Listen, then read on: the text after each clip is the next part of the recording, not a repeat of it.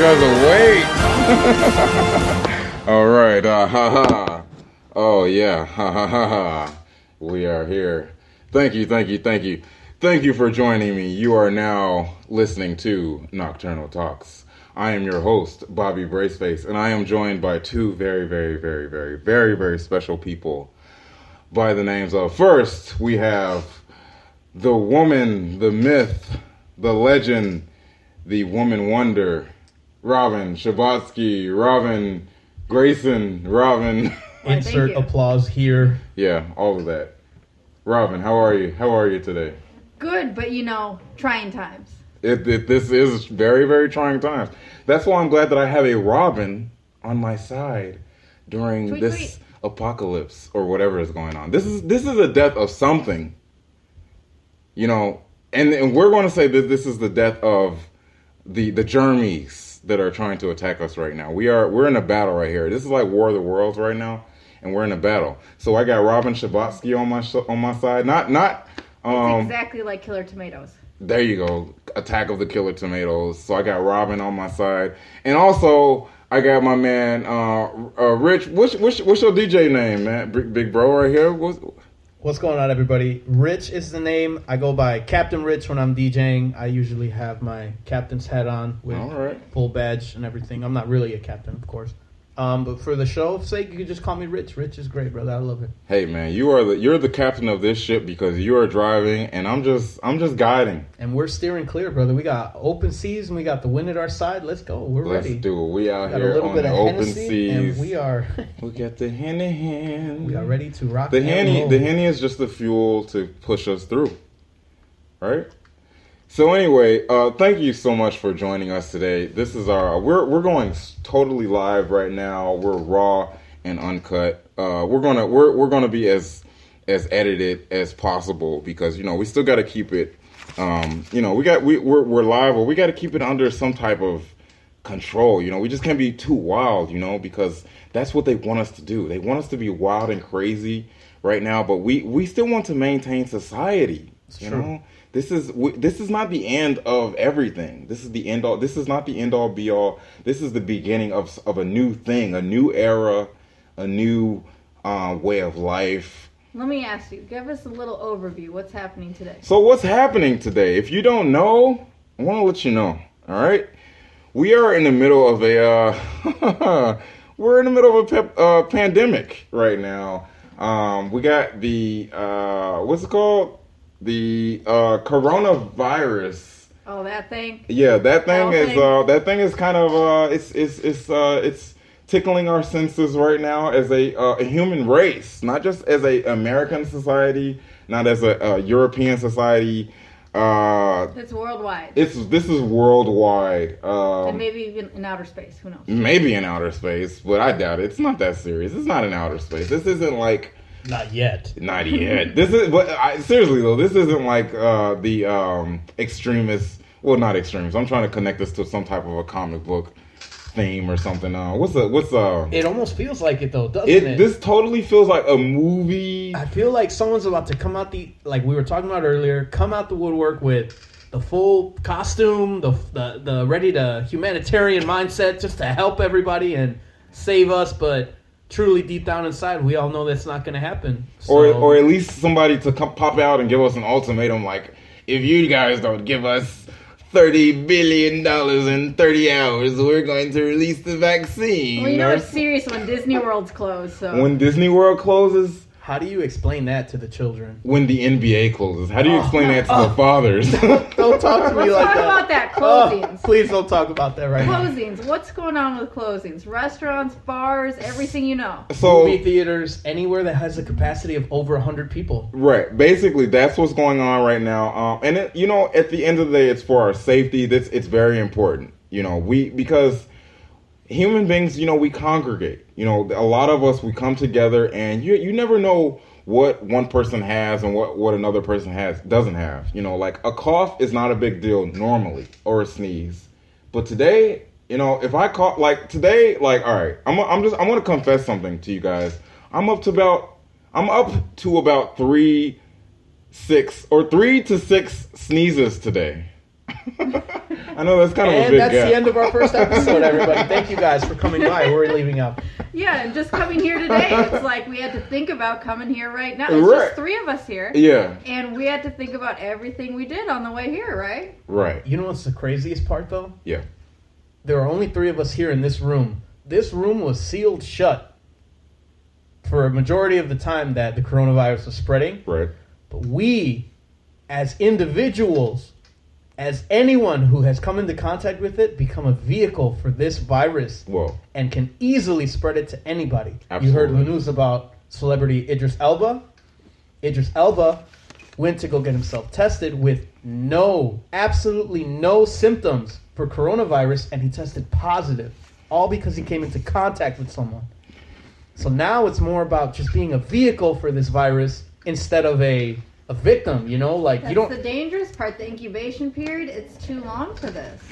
So, you know, long. and that's what brings me to, you know, it's like, I don't know if this is this like a, so I know I feel like pretty much everybody has watched The Walking Dead.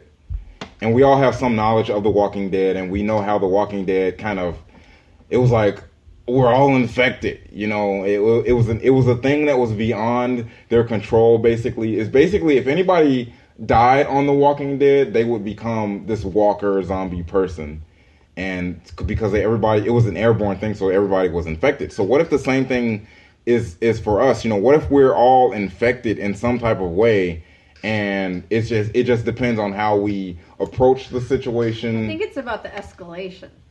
Because no one sees it coming, really. Even though we all are aware, we're all in society, we're all doing our normal thing, trying to keep it normal.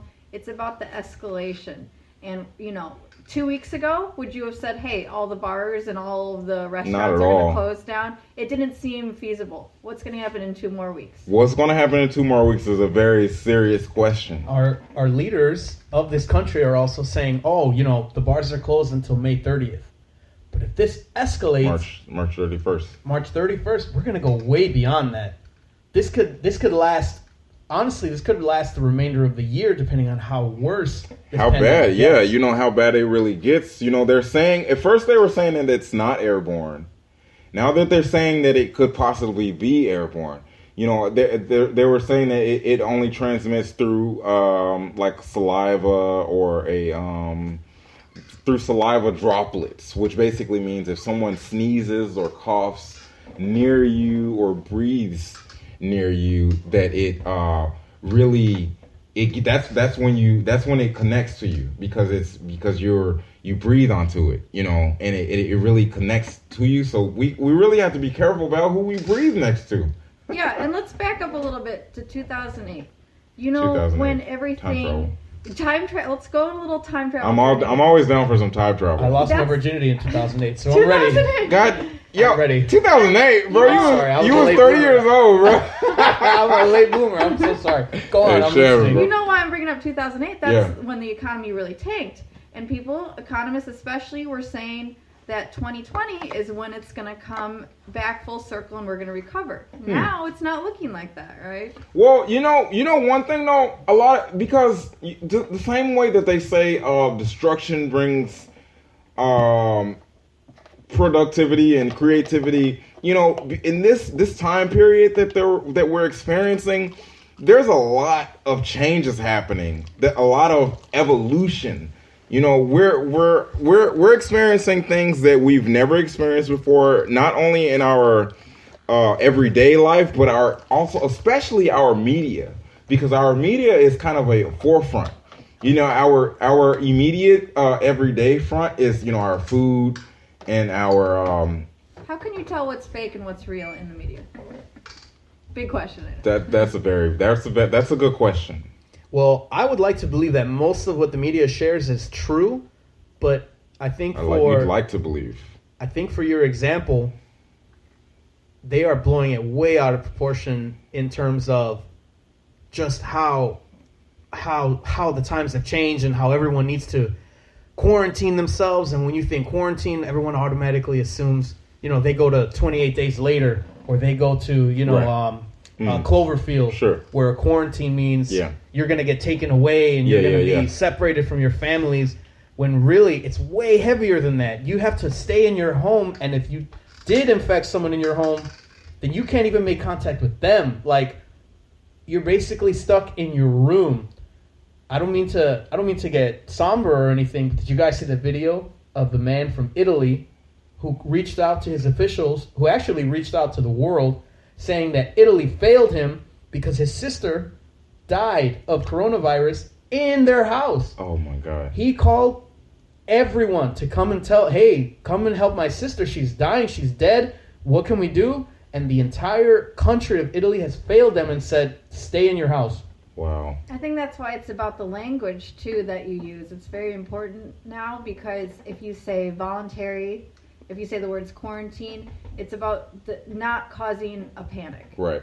So if people know that they can go out of their house to go to the grocery store, go do some normal everyday things, that's one thing. But if you can't, do something that you want to do, that's when people start freaking out.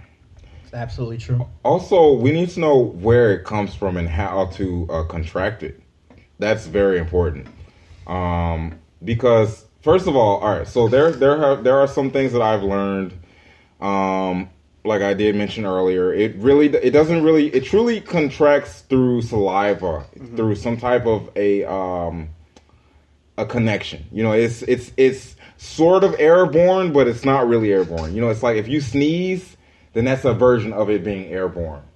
But it's not just lingering in the air waiting to catch somebody. It's not the happening. It's not the happening. Right, you know what I'm saying? Are you saying not to meet up with anyone from Tinder? Well, that's a question that that's a proposed question that they've put out there. It's like, can dating stop? Like, how do we date? How do we live? You know what I'm saying? So it's like basically, you just first of all you have to know your person, whoever that you're around. Your people, because Nice to meet you, Robin. Nice to meet you. You're either around a person or a people, and you need to know if these people have contracted this, this virus. Because if they sneeze or if they cough, and they release it in some type of way, then that will be the trouble. But to Rich's point, you might not have any symptoms. What That's if you right. don't have any symptoms? If you don't have any symptoms, then if you don't have any symptoms, then you still need to take your precautions. You still need to wash your hands. You still need to not necessarily get so close. When you're having conversations with people when they talk, they spit. Like we have saliva in our mouth, so it splatters. You know what I'm saying? It's like, depending on where you are, where you're positioned with a person, you're going to come into contact with them in one way or another. So you do need to be very, very conscious of that. How about this social pressure from work? People are saying if their boss says they have to come into work, you're going to come into work, you need that paycheck. What is this social pressure that's saying, can you go against your boss? Can you say, I want to stay home, like I don't feel safe? Or is that going to compromise your job? Well, in some states, they are actually they're doing the basically you can go to work or you don't have to. If you don't go to work, you'll still be paid some type of thing. I'm not 110% knowledgeable in exactly how they're going to do this, but I do know that in some states that if you can work from home, or you could you can, I don't know, maybe not work and still be compensated for the amount of time that you're off. I'm not 100% sure exactly how they're doing this. Who's going to pay out for the people that they're not on an official payroll? Yeah. Maybe they're working 2-3 jobs. Like, who's going to pay these people? Small jobs or anything. Who's going to pay? Yeah.